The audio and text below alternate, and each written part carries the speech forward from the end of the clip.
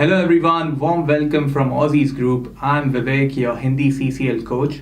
And in today's video, we'll be doing a mock test and we'll be telling you about the things that you should be keeping in mind while giving your CCL examination. Now, like we've already discussed in our previous videos, in the CCL examination, you don't actually get marks for saying the right thing. Instead, you save your marks when you say the right thing because it is assessed using a deductive marking system, and hence accuracy is the key. So, let's get started with the mock test. You will have to answer my questions first. Are you currently renting or living with your children? I mean, do you have difficulty leaving your place in a couple of weeks? आपको मेरे सवालों का सही सही जवाब देना पड़ेगा। क्या आप अभी भाड़े पर या अपने बच्चों के साथ रहते हैं? मेरा मतलब क्या आपको कुछ हफ्ते में घर छोड़ने की तकलीफ है?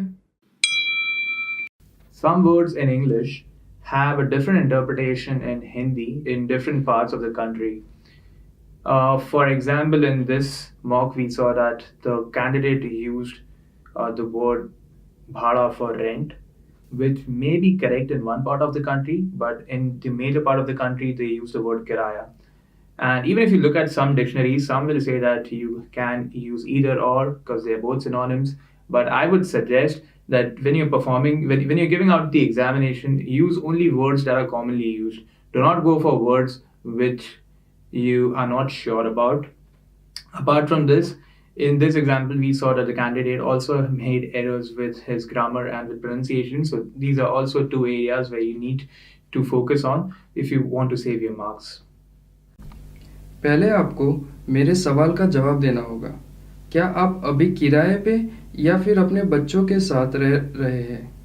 मेरा मतलब क्या आपको कुछ हफ्तों में अपनी जगह छोड़ने में समस्या होगी?